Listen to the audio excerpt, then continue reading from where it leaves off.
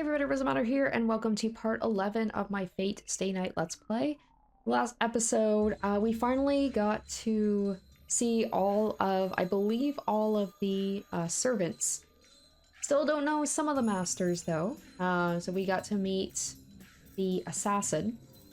He was the last one I think we had not met yet, and he seems like a very interesting character, very honor-based.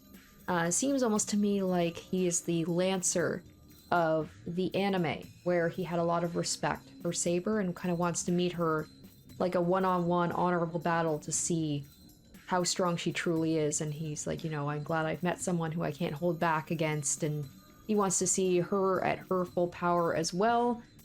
So yeah, that's all of them. We still don't know the master of the assassin or of Caster, I believe. I think we know everybody else. So they're still kind of hiding in the shadows, and Caster seems like she's going to be another one to keep an eye out for. She could be very, very dangerous. So anyway, we're gonna get back into it. We left off with Shirou basically just being like, he's always going on about, I don't want Saber to fight my battles for me. I don't want her to get hurt. I'm going to fight instead. So he seems like he wants to do the fighting. He wants to be trained in fighting and magic with Rin. So yeah, it seems like we're gonna be doing like the training montage or the training section, which I'm like, okay, all right, Shirou, let's just see how much you get your ass kicked, and then maybe you'll realize that Saber is pretty capable. So anyway, let's get back into it. Let's see what happens next. さて、雑巾掛けぐらいしとかないとな。 I already told Saber to come here in a little while. I always do the minimum cleaning necessary, but it's been a few years since I last had a contest with someone. It would be impolite to the dojo and Saber if I don't at least clean the floor. しかしあれだな。剣の修行って言っても何をやらされるのやら。 Maybe she'll put him through such hell with training that he'll beg her to do the fighting for him. I fought Kiritsugo a few times with shinais, but neither of us considered form, and it was more like amateurs beating each other up. I never intended to take kendo seriously, and I was only taught what to do if an opponent had a long weapon. そもそも道具を使って喧嘩するのは苦手だったな。作ったり直したりする方にしか関心がないんだから。 In that regard, this is the first time I'll be seriously studying swordsmanship. It seems Saber's style is different from kendo, but it should have some similarities, and it shouldn't be so confusing that I can't follow it. I hear the door. Saber must have arrived on time. That's good, as I just finished cleaning too. 待たせたな。今日からここで手ほどきをしてもらうわけだけど。どうかしましたか、シロ。何か意外なものを見るような顔をしていますが。いや、セイバーの服がそのままだったから驚いた。てっきりあっちの格好で来るのかと思ってたから。 We're training with swords, and my image of Saber fighting is in that armor, so I selfishly imagine that. はあ、武装している方がいいというのでしたら着替えますが。そうですね。私がどうかしていました。たとえ試合とはいえ、鎧をまとわないのはシロに失礼です。申し訳ありません。すぐに着替えてきます。いや、別にそういうわけじゃない。ただの思い違いだからいいんだ。俺もどっちかっていうと鎧姿より今の方がいい。は、ですがこの服装ではシロの気が済まないのではないのですか？気が済まないって確かに今から試合するぞって感じじゃないけど、セイバーが動きやすいって言うんなら問題ないだろう。昼間っから鎧を着込んでたらセイバーだって疲れるしな。それはそうですが、この服装で剣を振るうのはおかしくはないでしょうか？なんでさ、似合ってるんだからおかしくなんかないぞ。俺、セイバーは鎧姿より今の方がいいと思う。理解しかねます。この服装は確かに気軽なのですが、戦闘には耐えられないでしょう。セイバーとしては不向きな姿だと思うのですが。その格好で戦うなバカ。セイバーは女の子だろ。Oh my gosh, stop calling her stupid and stop bringing up the fact she's a girl. それでいいんだ。 That's the most surprised I've seen her. Well, I put the rag I was using into the bucket and take 2 shinais down from the wall. さて、それでどういった鍛錬をするんだ、セイバー。方針は全部セイバーに任せるから、無茶でも何でも言ってくれ。I toss a shinai to Saber. Now she's like blushing. Saber catches the shinai as if she's distracted and looks at me. なんだよ。しないじゃダメか。Don't tell me to. いや、真剣を使えってんじゃないだろうな。What a Spartan. That's well beyond what I expected. あ、いえ、そのようなことはありません。せっかく優れた試合用の模造刀があるのですから、こちらを使うことにしましょう。Saber takes a deep breath quietly, and she's back to her usual self. よかった。さすがに木刀で試合をするのは無双すぎる。で、本当に何をやればいいんだ？まず素振り500回とか走り込みとか、そういう体力作りからか。その必要はないでしょう。私から見てもシロウの運動能力は水準に達しています。これ以上肉体面を鍛えるのであれば、それは1日や2日でできることではありません。シロウは魔術師としては未熟ですが、戦士としては悲観したものではないと思います。幼い頃からよほど懸命に鍛えてきたのですね。まあそれぐらいしか取り柄がなかったからな。体を鍛えるのだけは魔術の才能がなくてもできたことだし。それが幸いしたのでしょう。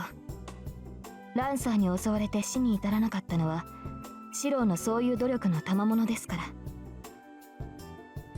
ですがそれは武器になるほどのものではありません。人間には限界がある。シロウの体はその限界の域には程遠いし、突破することも難しいでしょう。ですから私が教えることはただ戦うことだけです。戦うことだけってどういうことだ？今の口ぶりからして戦う方法を教えてくれるってわけじゃなさそうだけど。当然です。一朝一夕で戦闘技術など身につくはずがないでしょう。私にできることはマスターに一回でも多く戦いを味わってもらうことだけです。そもそも人に物を教えることは苦手なのですから、私に指示されても困ります。もしもし？ When she says that so proudly as a student, I don't know how to reply. つまり要するにただ試合をするだけってことかな。 She's like, yeah, I'm just gonna kick your ass for like a couple hours. ええ、ただそれだけです。マスター、寸止めはなし。お互い相手を殺すつもりで打ち合いましょう。そうですね。1時間もすればどういうことなのか理解してもらえると思います。Saber lightly grips the shinai, ready to start. Still not understanding, I follow Saber's example and grab the shinai. As soon as I do so, the world turns upside down. In short, Saber is only trying to teach me one thing. The truth, that no matter what I do, no matter what scheme I come up with. So okay, so this was her like, this was just a trick where she's like, alright, we'll compromise, I'll teach you how, but basically I'm just gonna beat you up so bad and make you realize it's gonna be impossible for you to fight a servant. I cannot ever beat someone I have no chance against.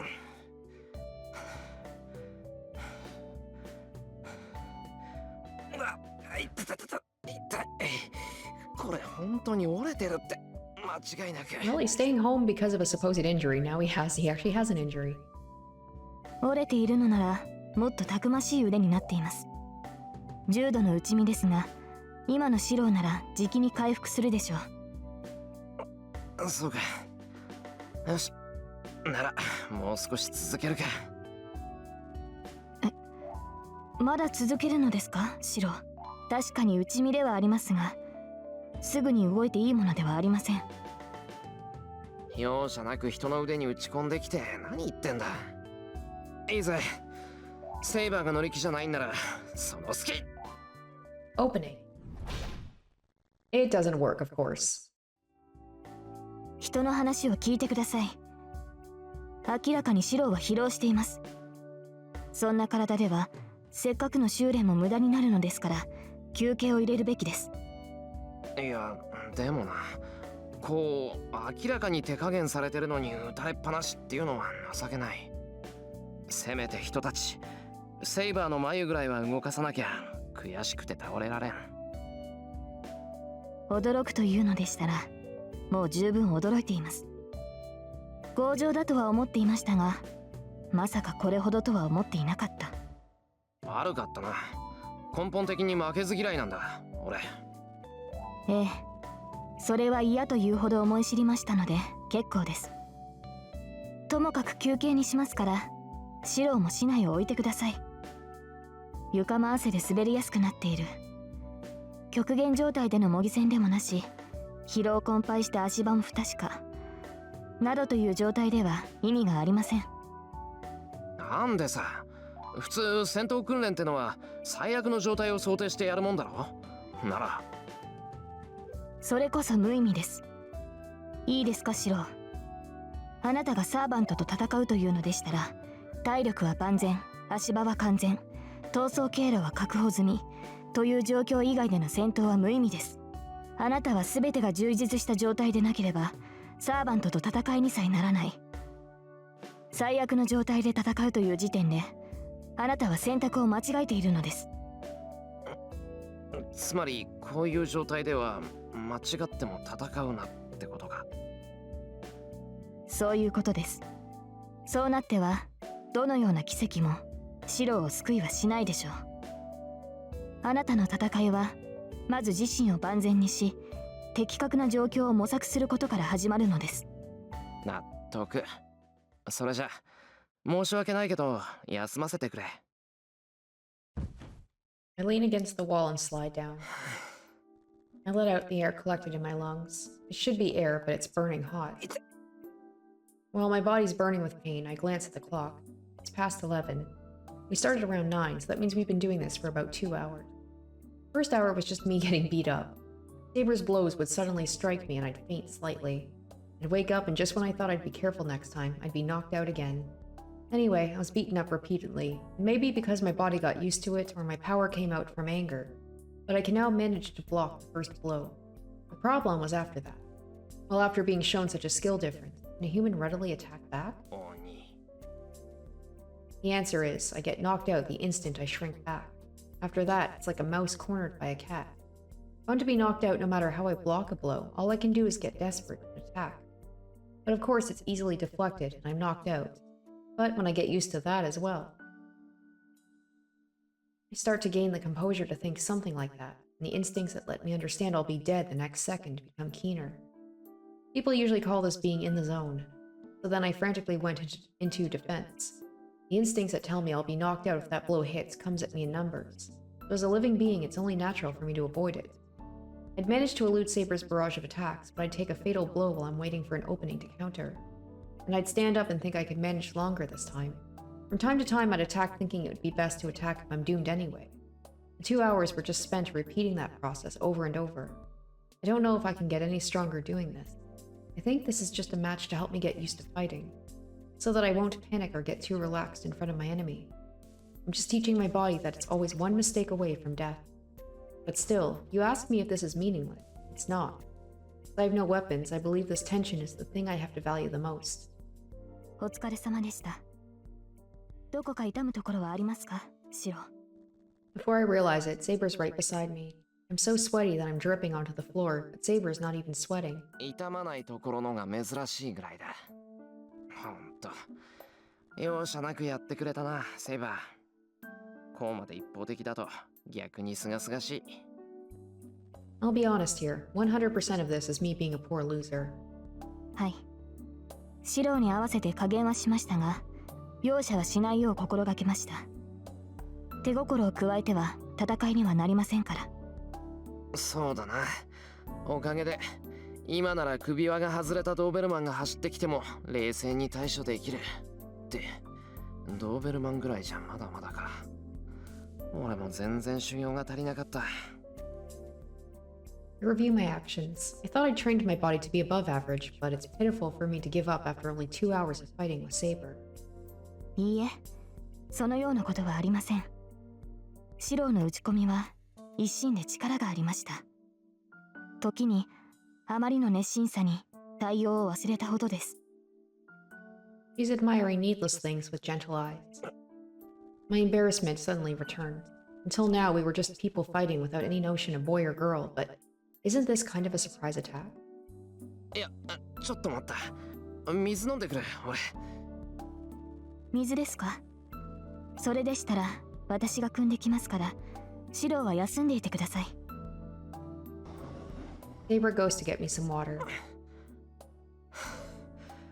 助かった。So, just what am I saved from? I drink the water Saber's brought me. It must still be rest time, Saber sitting in a polite Japanese style.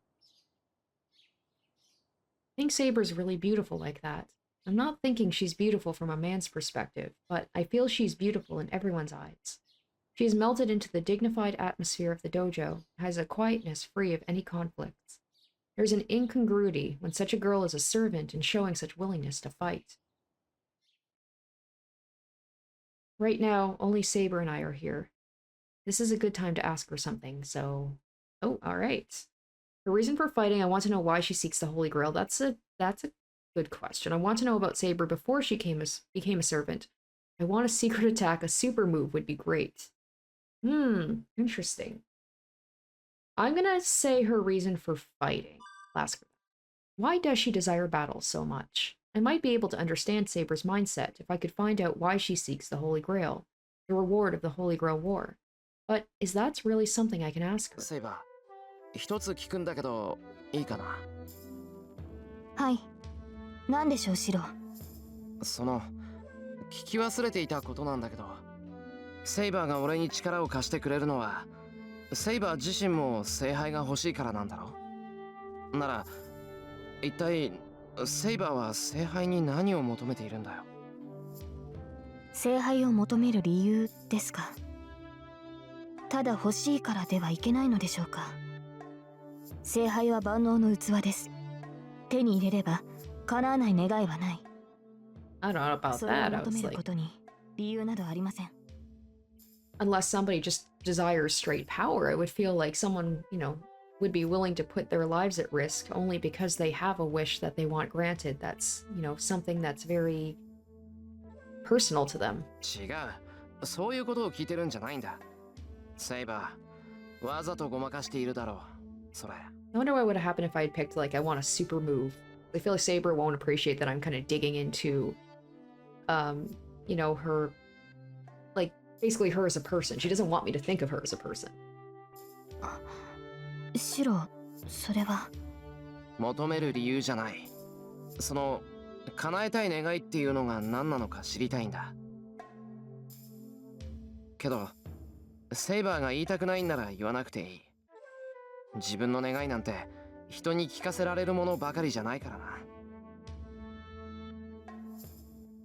Saber closes her mouth awkwardly. Well, it's only natural. Saber didn't form the contract to help me personally.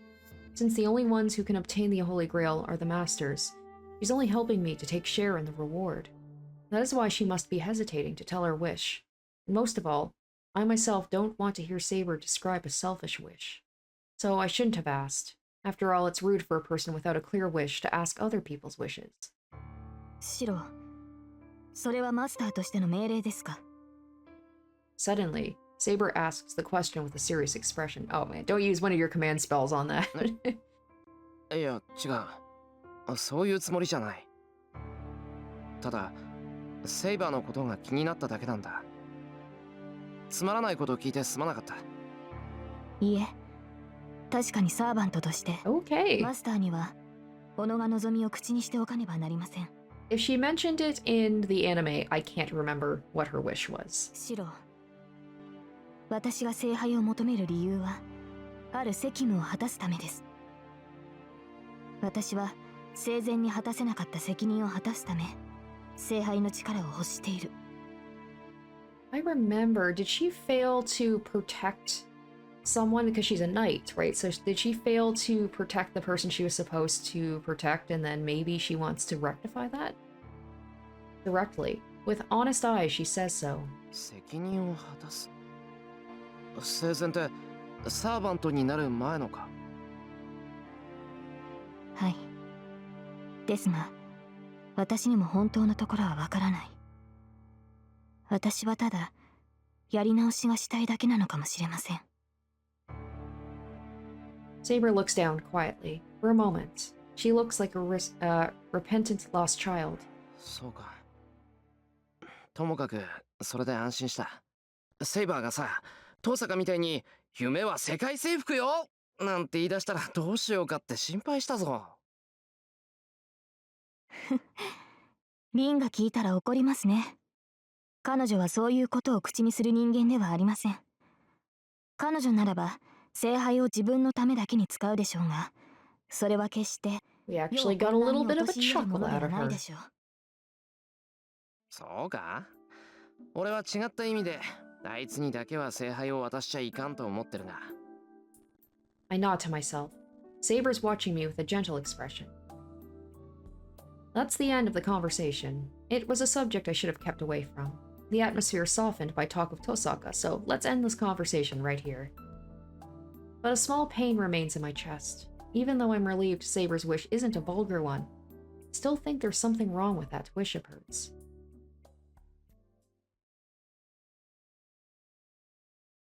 Well, talking has cooled me down, so let's continue with the training. I'm skipping school, so I should acquaint my body with fighting as much as time allows. セイバー、始めよう。休憩はもういいよ。そうなのですか？見たところ、体の熱は下がったようですが、痛みの方はまだ収まっていないでしょう。構わないよ、そんなの。ただの内身なんだから、多少の痛みは我慢する。しかし、それで悪化しては鍛錬の意味がない。もうしばらくは様子を見るべきだと思いますが。いいからいいから。登坂が帰ってくるまでにやっときたいんだ。あいつにはこんな姿見せられないだろ。わかりました。確かにいずれ敵となる凛にシロウの腕前を知られるのはよくありませんね。多少無茶とは思いますが、そういうことでしたらペースを上げていきましょう。Saber picks up the shinai, and then a strange sound echoes through the dojo. セイバ I think that was Saber's stomach. 空腹のようです。鍛錬に夢中で気がつきませんでした。ー、そういえばもう昼か。No wonder her stomach has started growling. I'm not that hungry yet, but if Saber's hungry, let's have lunch. It'll be good if my body heals in that time as well. いや、ちょうどいいし昼にしよう。ささっと材料買ってくるから、セイバーは今で休んでいてくれ。シロウ、外出するなら私も付き添いますが。大丈夫、すぐ近くの商店街だ。真っ昼間から襲いかかってくるやつはいないし、セイバーがいたら逆に目立つよ。本当に危険はないのですね。ないって。すぐに帰ってくるから待っててくれ。Well, let's hope that's the case. He hasn't met all the masters yet. Some might be a little bit ballsy to be able to just go ahead and attack somebody in daylight. We've met the servants, but we have not met some of the masters yet. I take my wallet and go outside. It won't take even 10 minutes on a bicycle to get to the shopping district from here. By the way, the bicycle I just took from the garage is bicycle number 2. Bicycle number 1 is still out in front of the Urodo Temple. I descend the hill. I don't think I've been to the shopping district in the daytime on a weekday since I was running errands as a child. Because it's daytime, there are lots of housewives at the intersection on their way home from shopping. They're coming from the shopping district that Sakura and I go to regularly.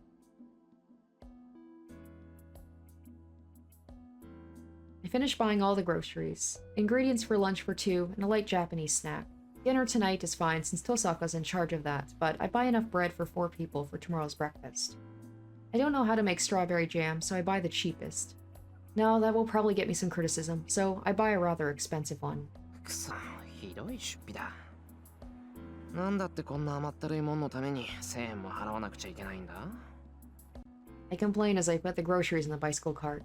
And then, I feel something tugging at my clothes from behind. I turn around, wondering what it could be. Oh, shit. I was just thinking, I was like, please don't let it be who I think it is. There is a young girl with silver hair. お前は I back off, knocking the bicycle over. I stand ready at once, while the girl just smiles at me. I don't feel any murderous intent, nor even enmity from that girl. In addition, the girl says, よかった。生きてたんだね、お兄ちゃん。well, certainly you didn't help the situation. And she smiles happily. She's probably just happy he's alive because she's like, I want to take my time with you. This girl is definitely Berserker's master. The master of the monster that slashed me in one blow that night. Who would expect to meet someone like this in a shopping district near their house, especially in daytime? まさかここでやる気か。おかしなことを言うんだね。お日様が出ているうちに戦っちゃダメなんだから。She frowns in displeasure. That's definitely the behavior of a young girl, suitable for her age. I don't know her intentions, but even I can tell the girl in front of me is harmless. お前確かイリアスフィール・フォン・アインツベル。長いからイリアでいいよ。それでお兄ちゃんはなんて名前？俺はエミヤ。 It's just so weird that they're just kind of being cordial with each other after what happened. エミヤシロ？なんか言いにくい名前だね、それ。俺もそんな発音で言われたのは初めてだ。いいよ。覚えにくかったらシロウでいい。そっちが名前だ。シロウ？なんだ、思ってたより簡単な名前なんだね。そうか、シロウか。うん、響きは合格ね。単純だけど孤高な感じがするわ。Iliasfiel looks at me with suggestive eyes. My body unintentionally moves and lowers its waist down so it can move more freely. Because she's Berserker's master. She felt like it. She probably could blow me away along with the flower shop next to me. ああ、そう身構えなくていいよ、シロウ。今日はバーサーカーも置いてきたの。お兄ちゃんだってセイバーを連れてないから、おあいこ。Iliasfiel looks up at my face happily. いや、おあいこってお前。ね、お話ししよう。私ね、話したいこといっぱいあったんだから。The girl clings to my arm as naturally as if she were holding her father's. 待て。いきなり何しやがるお前。新手の策略か、こいつは。何って、だからお話したよ。普通の子供って仲良くお話しするものなんでしょ？いや、それはそうなんだが、俺とお前は違うだろう。マスター同士だし、一度戦った仲じゃないか。むしろ敵だ、敵。それは違うよ。私に敵なんていないもん。他のマスターはただの害虫。けど、いい子にしてたらシロウは見逃してあげてもいいよ。She's saying terrible things so casually, too. もう、とにかく離れろ。お前めちゃくちゃだぞ。なんか。I swing my hand and throw Iliasfiel off. That's probably not a good idea to piss her off. She topples. As I tried to make her let go, the girl almost falls to the ground. Why the hell did I do something like that right then? When I noticed, I instantly reached out for Iliasfiel. Geez, this is too long. Ilia's waist and caught her as she fell. I silently lower Ilia to the ground. Ilia's silent. I don't know what to say either, so I stand still looking down at Ilia. This is awkward. Yeah, just a bit. This is awkward, so the instant I try to leave to go home. 何？お兄ちゃん、私のこと嫌いなの？ Oh, that night. She says this with the same glowing red eyes she had when Berserker was with her. A chill runs down my spine. Her gestures up till now were so childlike that my sense of danger had faded. But she's definitely Berserker's master. I'll die if I disobey her. I can't show my face to Saber if I die in vain here. Most of all, I'll involve all the people here in the shopping district. Yes, I can bet on it. This girl would mercilessly use her power as a master no matter where she is. わかった。話をすればいいんだろう。おとなしくするから、それでいいか、イリア。それじゃあ、あっちの公園に行こう。さっき見てきたんだけどね。ちょうど誰もいなかったんだ。Ilia starts to run with dancing steps. ほら、早く早く。急がないと置いていっちゃうからね、シ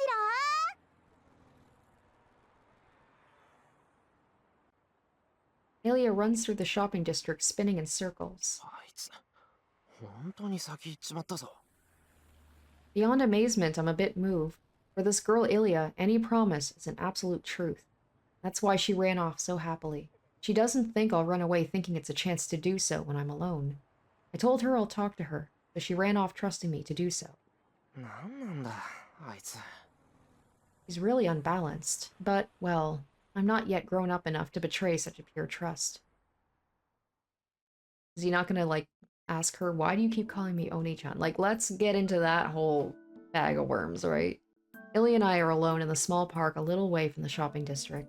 Maybe all the children are at school, or maybe such a small park isn't popular anymore. We start to talk in the empty winter park, bathed in a strangely tense atmosphere. って話をしようって何話せって言うんだ。セイバーのこととか知りたいのか。セイバーのことってどうして？だって俺たちマスターだろ。敵のサーバントの情報は知りたいと思うだろう。何よ、そんな話は嫌よ。もっと面白い話じゃないとつまんない。いや、つまんないって言われてもな。ならイリアは何が面白いって言うんだよ。そんなのわかんないよ。私あんまり人と話したことってないんだ。だから何話していいかわかんない。お前な、そんなんで話をしようだなんて連れ出したのか。物事はよく考えてから行動しろって教わんなかったか？なかっただろう。なら今からちゃんと思慮深い大人になるんだぞ。いいよだ。そういうのはシローに任せるわ。レディーをエスコートするのは男の人の責任なんでしょ。なら私はシローについてけばいいだけだもん。She smiles and leans on my shoulder. She's not just being overfamiliar, but it's as natural as a small animal snuggling because it's cold. Wait. Looking closely at her, she does actually look cold. いや、もしかして寒いのか？寒い。私、寒いの苦手なの。Which is funny considering where she grew up. Like, I remember when she was, like a baby, she was in Germany, right? And it was like, it took place in the winter time. So it's like, you think she'd be used to the cold. She breathes out a white puff. Even though she said she doesn't like it, she looks at her breath happily. そうか。いつもはそうでもないんだけど、今日は妙に寒いからな。寒いのが苦手なら答えるだろうけど、そのイリアはどっから来たんだ？なんか随分と貴族っぽい名前だけど。貴族っぽいんじゃなくて貴族だよ。私はアインツベルンのね、古いお城で生まれたの。いっつも寒くて雪が降ってたんだ。だからこれぐらいの寒さは平気かな。寒い国に生まれたのか。なら寒さには慣れてるもんじゃないのか？普通。慣れてるけど寒いのは嫌なの。私冷たいのよりあったかい方が好きだもん。シロだってあったかい方がいいんじゃない？ I can see where she's coming from. I live in Canada, so I'm also used to cold weather. But I also don't like it. But I also don't like hot weather. Warm's fine. I don't like hot. I like mild. So I like fall. Fall and spring. That's what I like. Too cold or too hot, I don't function well. ああ、そりゃそうだ。冷たいよりは暖かい方がいい。だよね。だから寒い日は部屋の中で温まってるの。 Alright. dad, right? Let's talk about 白くて Let's 私 talk の about 髪 her と同じ dad. だって父様が言ってたから。 I clap my hands together. She's right now that she's mentioned it. I was trying to work out what I associated with Ilya. If there was such a thing as a snow fairy, wouldn't it look like her? うまいこと言うな、イリアの親父さんは。確かにイリアの髪は雪みたいだ。白くてなんだか柔らかそうだし。でしょ。この髪はね、イリアの自慢なんだから。私の中で唯一女の子らしい母様譲りの髪なんだ。 Ilya laughs happily. Seeing such gestures really numbs me. I couldn't have believed she was really Berserker's master if I hadn't seen it.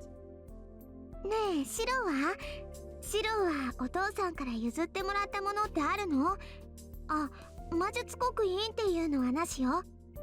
マスターとしてじゃなくて、お父さんとして譲っても Yeah, らった she's もの really だ narrowing よ。 it down on the dad thing.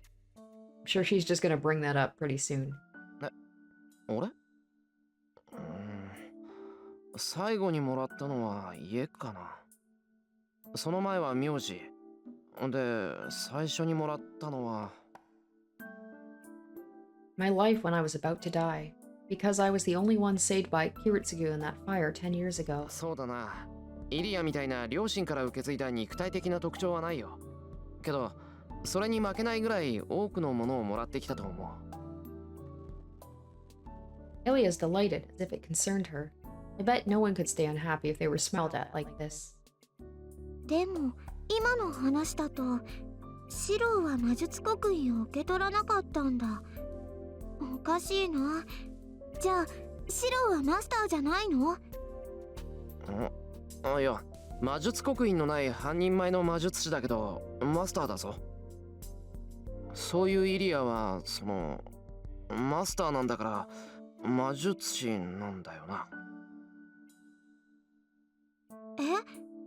私魔術師なんかじゃなくてマスターだよ。普通の魔術なんて教わらなかったもの。はあ？じゃあ親から魔術刻印を受け取らなかったのか。お城を持ってるぐらいの名門なんだろ、イリアのうちは。そうだけど魔術刻印ってマスターになるためのものじゃないの？だからマスターだよ、私。 Ilya tilts her head in confusion. I too tilt my head in confusion. It seems like Ilya's words are slightly off, and we're not having a real conversation. なあイリア、一つ聞くけど、イリアはどこに住んでるんだ？どうも聖杯戦争のためだけにこの町に来たみたいだけど、それじゃあ今はホテル暮らしとか？ No, first of all, it'll be terrible if she doesn't have a guardian. It's unheard of to let a child like this come to Japan by herself. ホテル？それって別荘のこと？なあ、似たようなもんだ。家じゃないけど泊まれるところ。それならあるよ。ほら、あっちに大きな森があるよね。そこの奥におじいさまのおじいさまが建てた洋館があるの。アインツベルンのマスターはね、聖杯戦争の時はそこに住むんだって。 Ilya's pointing to the west. Certainly, there is a deep, undeveloped mountain forest in that direction. あの森って車で1時間もかかるだろう。そこから一人で来てるのか、イリアは。うん。今日は抜け出してきたの。セラもリーゼリットもメイドのくせにうるさいんだもん。せっかく日本に来たんだから、その間ぐらいは外に出てもいいと思うの。欲しいものは何だって手に入ったけど、いつも部屋に閉じこもってたんだから、これくらいはご褒美なの。部屋に閉じこもってたってイリアがか？うん。雪が降るとね、体に悪いから外に出してもらえなかったの。だから大抵は部屋の中で遊んでたんだ。あ、でも大丈夫だよ。こっちはお城ほど寒くないから一人でも平気だもん。Ilya says so with a full smile. She swings her legs and it seems she's having fun just doing so. Probably just enjoying, like, you know, socializing with someone, because she said she doesn't really get to interact with people very much. Without knowing why, I put my hand into the grocery bag. I take out the dorayaki I was supposed to eat with Saber, and again, without knowing why, I hand it to Ilya. 食べるか安物だけど。え？何それ？食べ物？そうだよ。甘いのは好きじゃないけど、これだけは別だ。うちは親子ともども、お茶受けはこいつなんだ。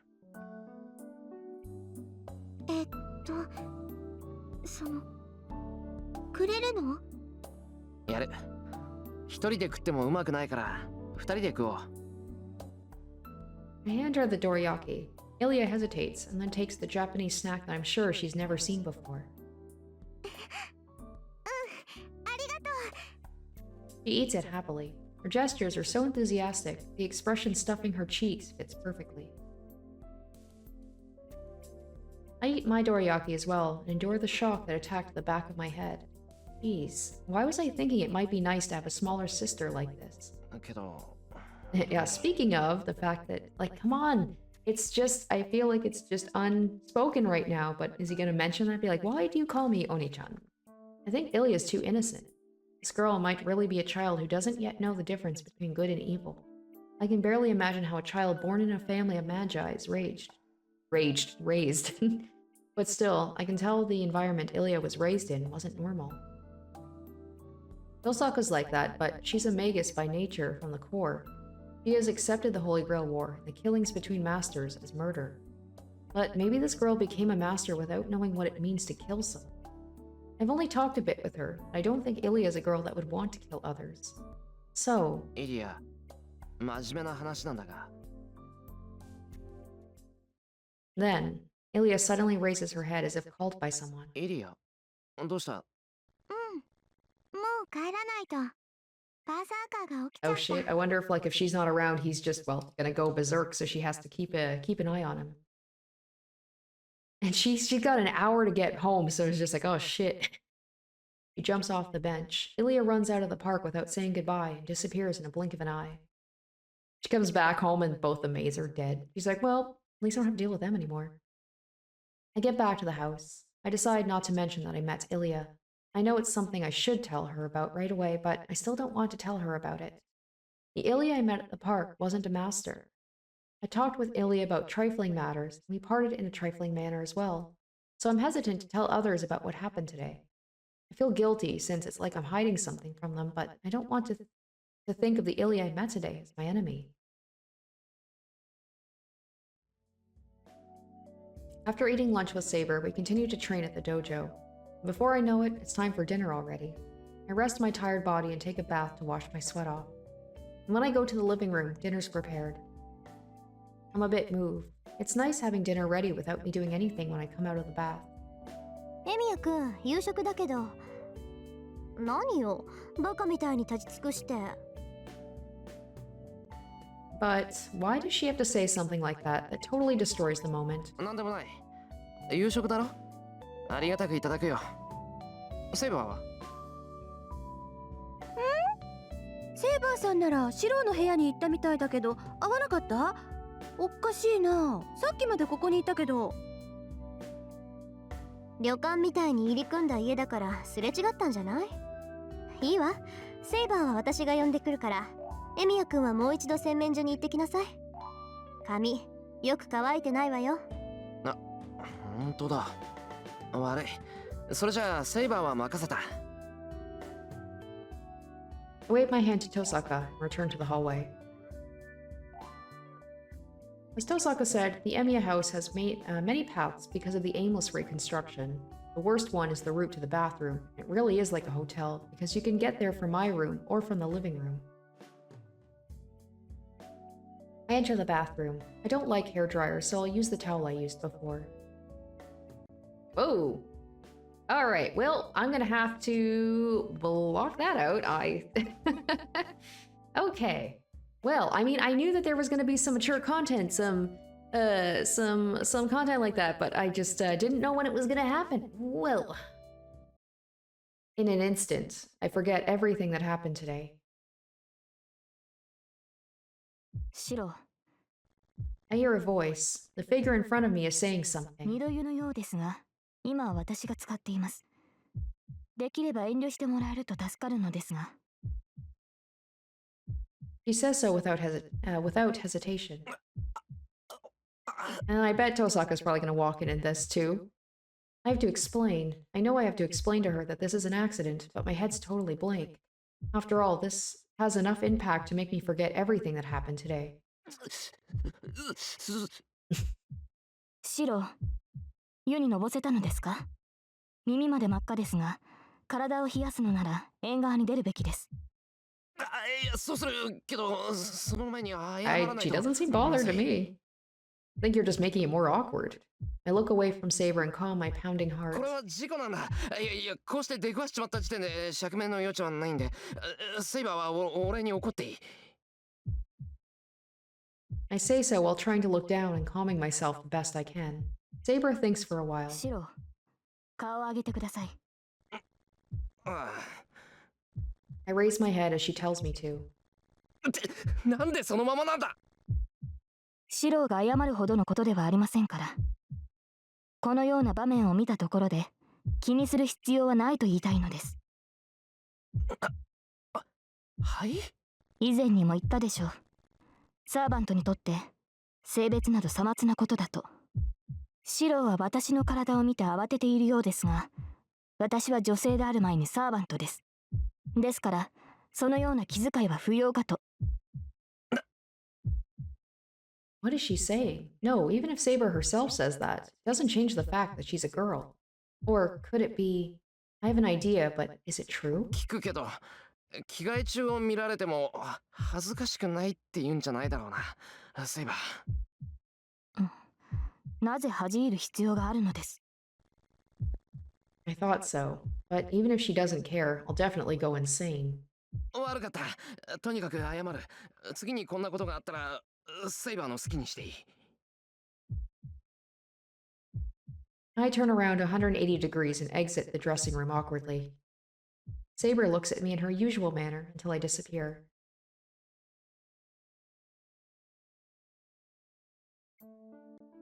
Dinner ends.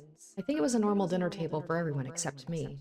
As for me, I couldn't even sense the taste with the scene in the dressing room flickering in my mind. I opened the window by the porch and was cooling my head off, but I'm done with that. I'll catch a cold if I keep doing this. シロ、ここにいたのですか？セイバー、なんだよ。Oh my gosh, it's gonna be even weirder around her for at least a little while. 私ではなくシロにあるかと。いいのですか？夜はリンに魔術を教わるという約束だったはずですが。I hit my head. すっかり忘れてた。サンキュー。今すぐ行ってくれ。I run into the outbuilding and go to the second floor. I knock on the door of the guest room that Tosaka occupies. I walk in and she's naked too. シロー、いいわよ。ちょっと今手が離せないから勝手に入って。Tosaka's voice comes back, somehow without composure. Oh. Okay, wasn't expecting to see that. As soon as I enter the room, I see Tosaka doing something weird. Tosaka has something like a jewel in her hand, a syringe in the other hand, and a handkerchief in her mouth. She trying to recoup some of her magical energy that she lost? 質問していいかな、トサカ。待って、今日の分はこれで終わりだから。Saying that, Tosaka puts the needle into her arm. Oh, I could not. She draws blood out of herself, and taking the blood, she drips it in one drop at a time onto the jewel, and grasps the bloody jewel. Something like dizziness passes by. I'm barely able to tell it's the light of magical energy, but... これだけやってもまだ3割か。やっぱり手持ちの9つだけでやっていかなくちゃダメみたいね。Tosaka slumps her shoulders and puts the stone back into some kind of a jewelry box. トサカ、約束通り教えを請いに来たんだけど。But first, I'm curious about what she was doing. ええ、待ってたわ。昼間はセイバーと体の方を鍛えてたんでしょ。なら夜は中身を鍛えないとね。Yosaka seems happy, as she's more than ready to teach. Saber said she wasn't any good at teaching, but I bet this one's the complete opposite. Now, putting that aside. さて、それじゃあ何から行こうか。確かシローは He's 強 just 化の魔術しか skipping 使 right えないっ over て言ってたけど。 what Shirou wants to ask. いや、その前にちょっといいか。やっぱり気になる。遠坂さ、さっき何してたんだよ。注射器を自分に刺すなんて危ないだろ。え、あれ？あれは魔弾を作ってただけよ。うちの魔術は力の流動と転換だからね。こうやって余裕があるときは自分の魔力をよそに移しておくのよ。待ってくれ、その魔弾とか魔力を移しておくってなんだよ。魔弾は魔弾よ。魔力のこもった玉。Didn't Harry use magical bullets? I felt like he used one against like Shirou to can't remember, but like they had that like fight in the castle, I believe. And I remember him like I think he stopped time or something. I remember him using some sort of like something with his gun. 宝石は人の念が宿りやすいって聞いたことない？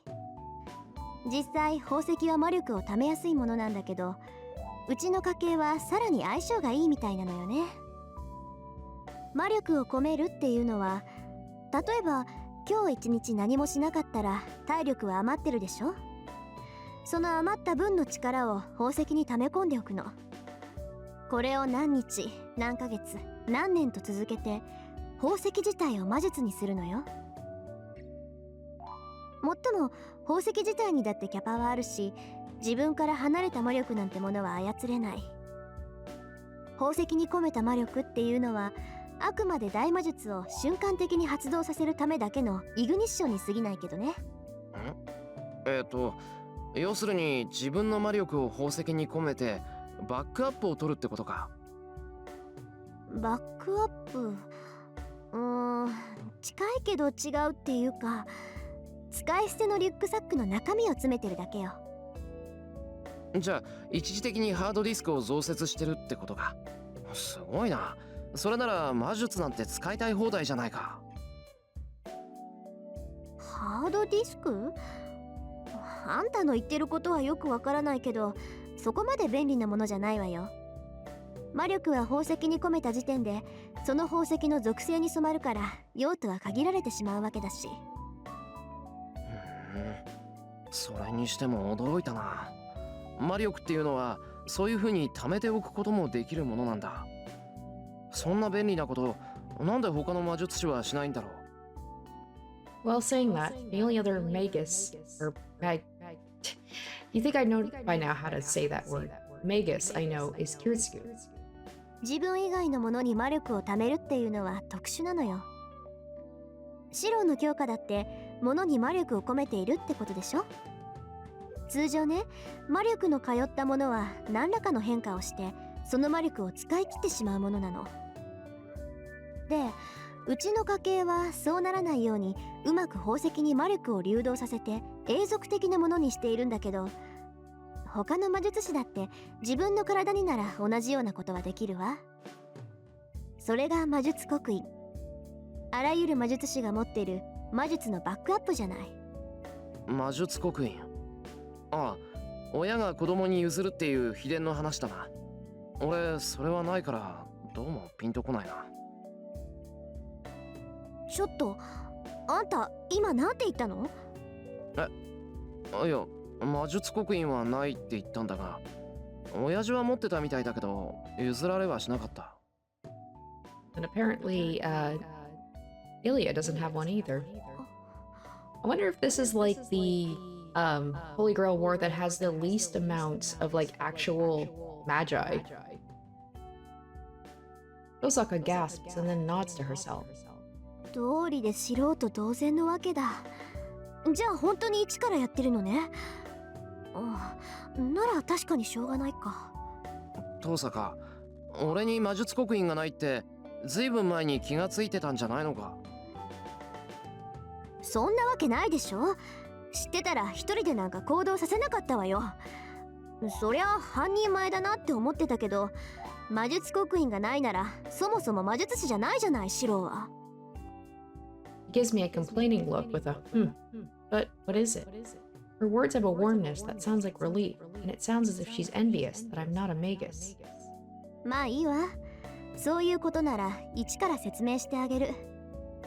魔術刻印が何なのかを知るってことは、魔術師ってものを知るってことだから。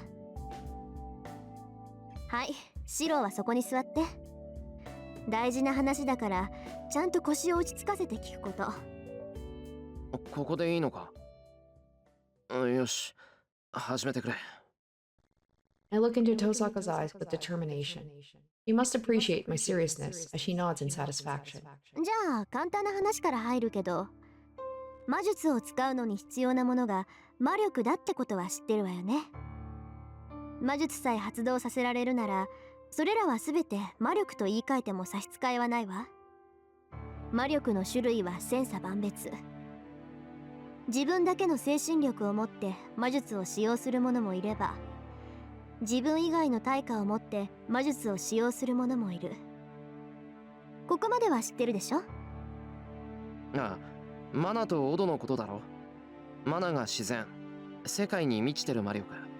オドが個人が生成できる魔力だ。そうそう、よくできました。じゃあそのマナを用いた魔術から順に説明しましょう。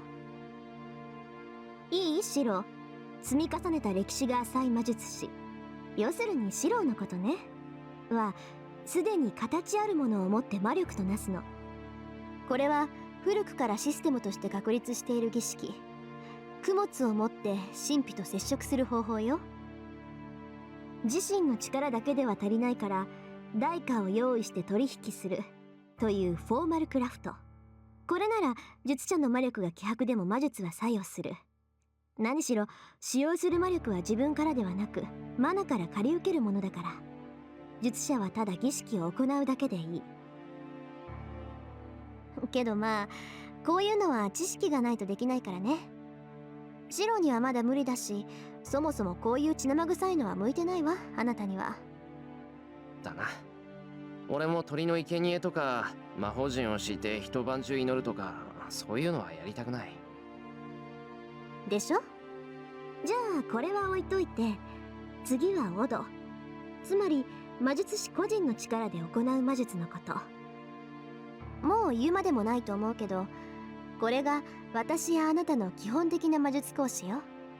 シロの強化は他者の力を借りないでする自身の魔術回路だけを頼りにした魔術でしょ。 I nod. It seems the conversation's going into the main point.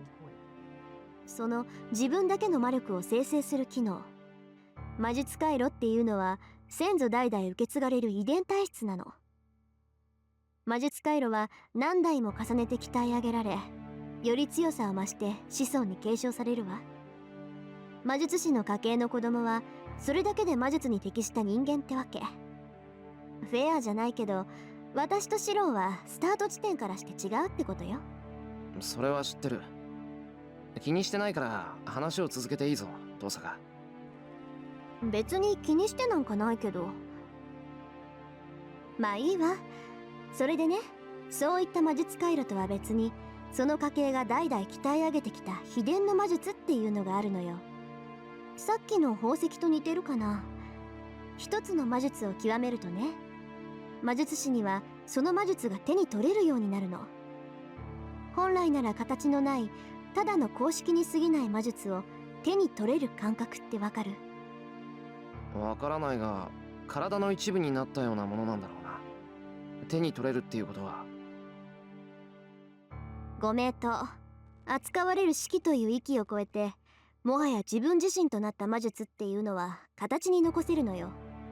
それは不安定な魔術を確立させる偉業であり、同時にその魔術師が生きた証でもある。で、魔術師は死ぬ間際に自分が成し得た偉業を刻印として後継者に譲るのよ。これをやるから自分が成し得なかった地点に到達しろ。もしかしたらわしが残した刻印が何かの役に立つかもしれんってね。まあ残した方も残された方もそんな刻印が何の役にも立たないって分かってるんだけどさ。なんだよ、それだけすごい刻印なのに何の役にも立たないのか。立つわよ。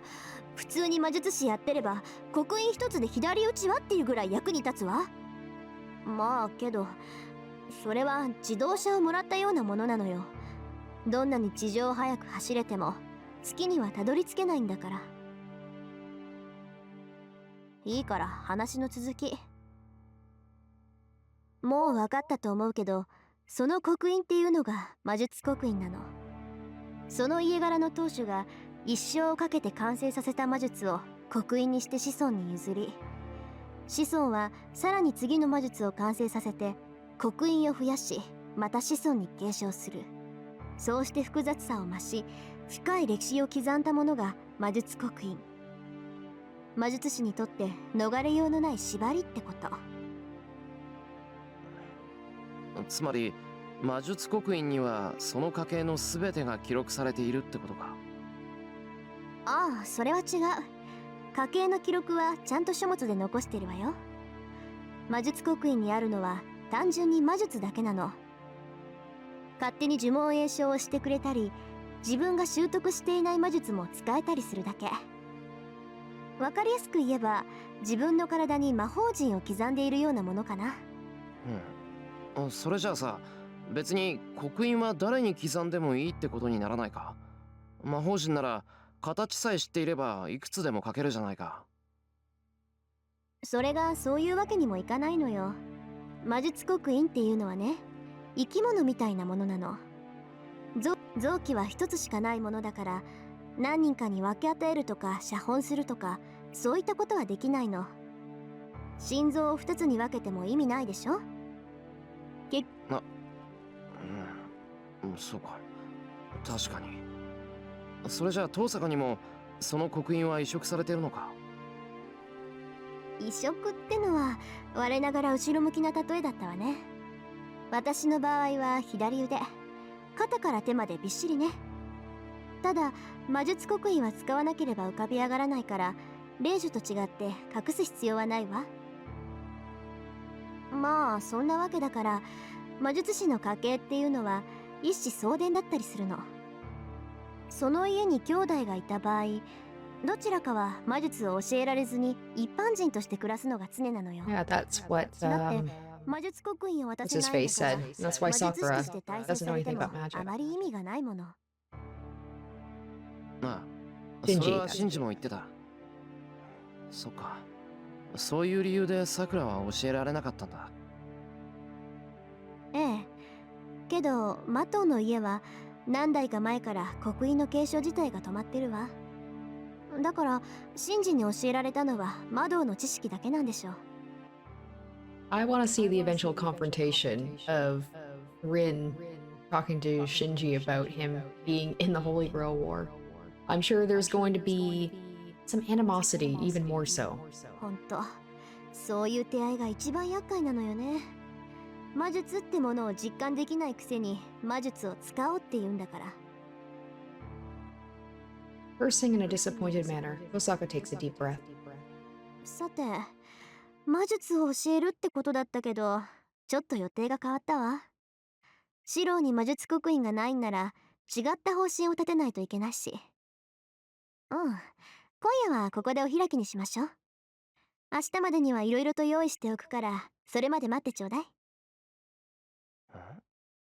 遠坂がそう言うんならうなずくしかないんだが、なんだよそのいろいろ用意しておくって。だからいろいろよ。刻印がないってことはあなたスイッチできないんでしょ。体の中身をいじるんだから、お薬とか矯正器具とか必要じゃない？ Whoa, I really felt a chill. なに？嫌だって言うんならやめるけど、その場合私が教えてあげられることはなくなるわよ。 Almost sounds like he's going to be getting the equivalent of like magic steroids. いや、嫌だけど頼む。遠坂の言い分は多分正しい。 Something tells me Shirou might be a little afraid of Needle.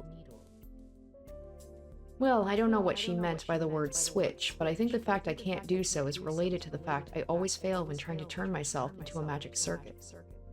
じゃあ明日はそれで決まりね。そうだ、あなた明日もセイバーと剣の鍛錬をするつもり？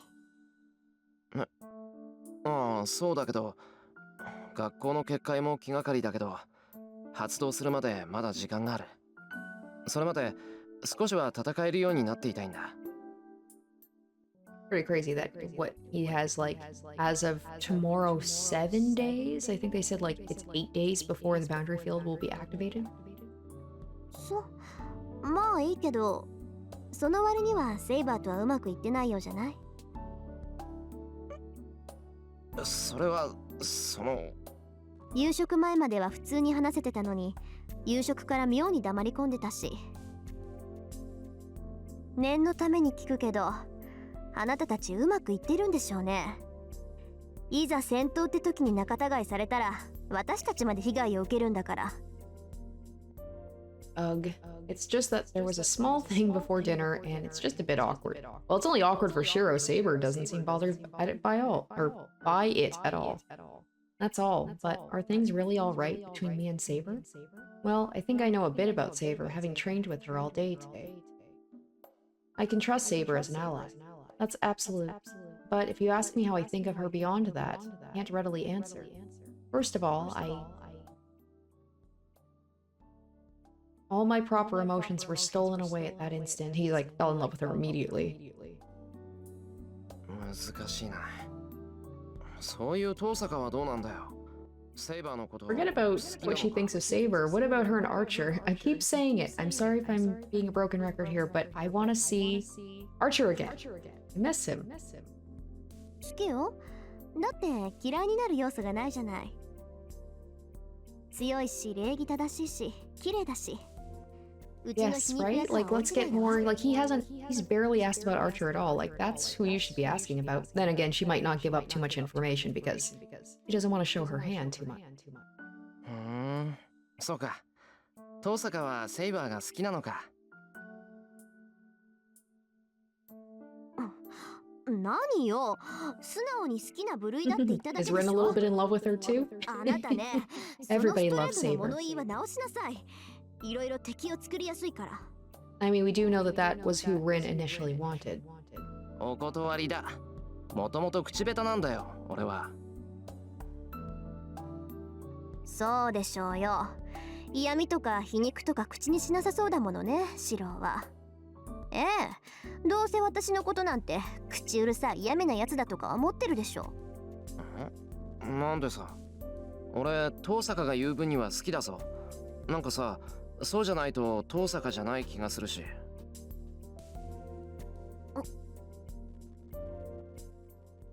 Oh, Tosaka looks away from me unpleasantly. I might have angered her. Well, beyond that, I'm a bit happy right now since Tosaka says she likes Saber.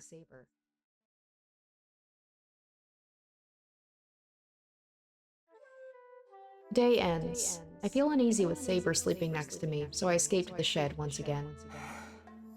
I stop walking and stare at the winter sky. It's not that it's exceptionally beautiful, it just calms me when I blankly feel the coldness of the winter. I don't know how long I did so, but I feel like I hear footsteps from within the darkness. There's no reply. The footsteps come closer, along with a sharp presence. Ooh. I lower my waist and prepare so I can jump back anytime. It's probably just Saber, I'm guessing. There's no reply. The cause of the footsteps appears in front of me without stopping. Hey, there he is! What? He's the servant that was fighting Lancer that night at school. The red-armored knight that Saber beat after she jumped over the wall. 遠坂のサーバント。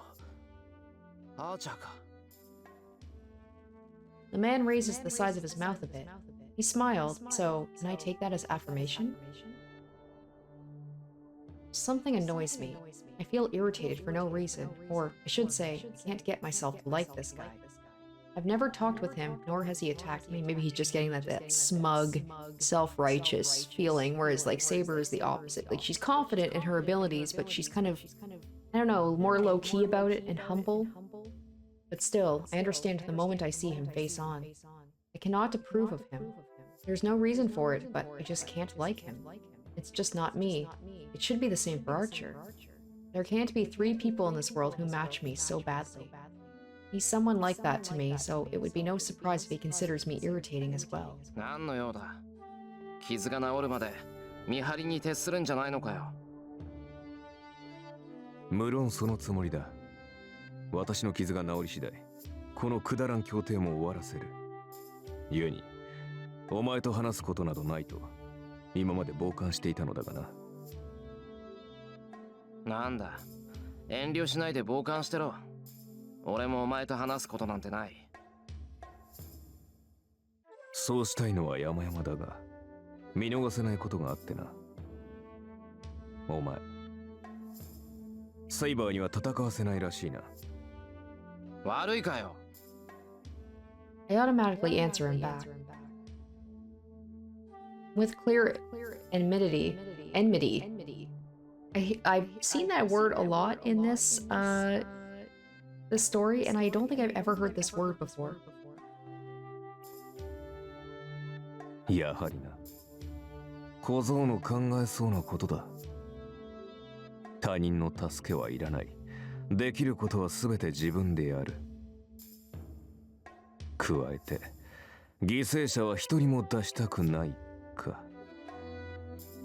虫唾が走るな、その思考。お前に言われる筋合いなんかないぞ。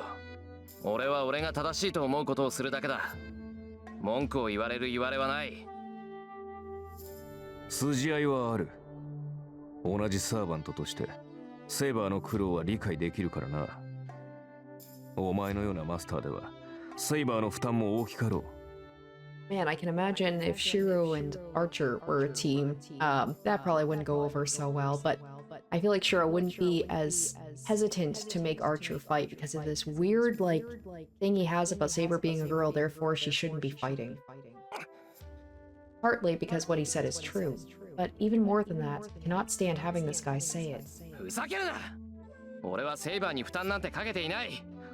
あいつの代わりに俺が戦うんだから、それでいいじゃないか。戦わなければ傷つかないとでも。サーバントは戦うためだけの存在だ。それから戦いを奪うことこそ冒涜だが。After saying what he wants, Archer closes his mouth. For a few minutes, Archer and I confront each other silently. I gulp.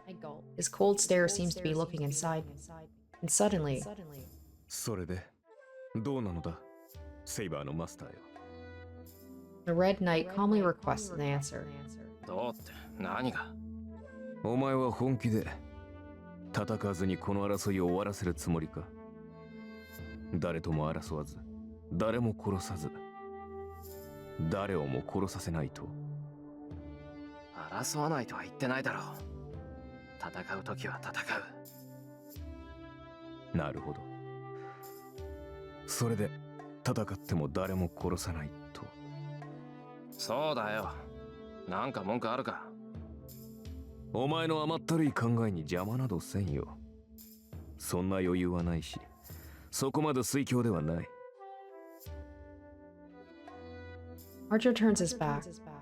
だが、間違えるな。お前が気取る正義の味方とは、ただの掃除屋だ。その方法で救える者は、生き残った者だけと知れ。I wonder why. Those words make me feel like I've been beaten all over. 待てよ。正義の味方のどこが掃除屋だって言うんだ。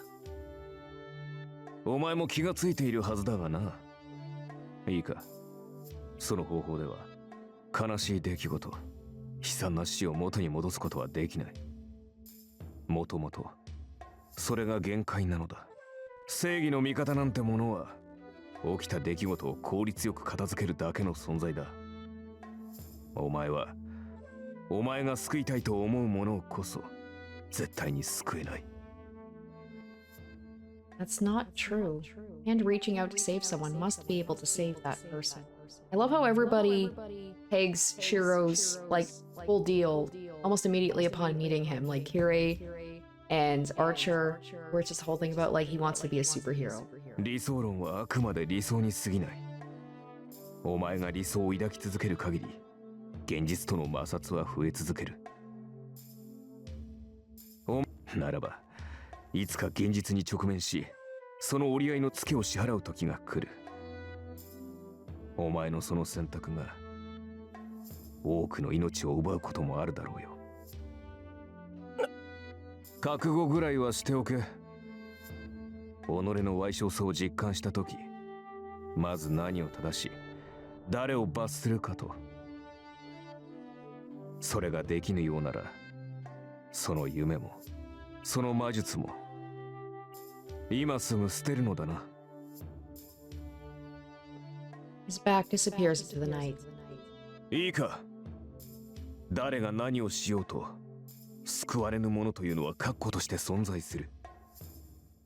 お前の理想で救えるものは、お前の理想だけだ。人間にできることなど、あまりにも少ない。それでも。おい、待てよ。お前、何を言いたいんだ。My question vanishes into the darkness. Archer's presence is already gone, and my voice only reaches empty air. なんだあいつ。言いたいだけ嫌味を言って消えやがって。To summarize, he was telling me my way of thinking is too optimistic, and that I'll soon have a painful experience. How can anyone conclude that I'm wrong before I even try? 覚悟はできてる。俺が間違っていた時は、この命を差し出すだけだ。That is the readiness as a magus. I know that without having Archer tell me.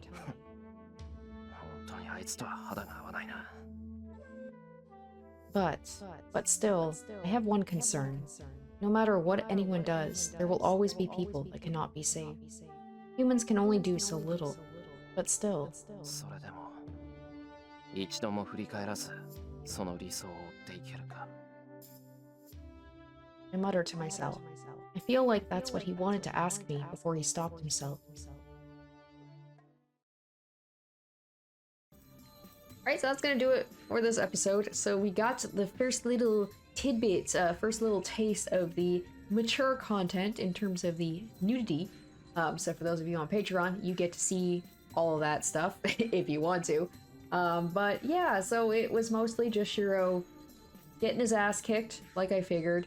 And a little bit of like Rin basically being like, oh wow, we have to start at ground zero because he doesn't even have, what was it, the magic circuit or whatever, like he doesn't even have that, similar to Shinji. And then, yeah, it feels like it's just gonna be Shirou being really awkward around Saber for a little bit, just because he saw a little tush. So, yeah, we're gonna see what happens next episode. Maybe, hopefully, a little bit more to do with like the other masters, a little bit more of the fighting. We do have that big thing coming up with the that gigantic like energy field in the school that's going to take the lives of everybody. So that's still kind of looming overhead. You also had that like interesting moment with Shirou and Ilya actually kind of having like a one-on-one like normal conversation, which was interesting. A little bit scary when she basically was like, oh, Berserker woke up, I have to go.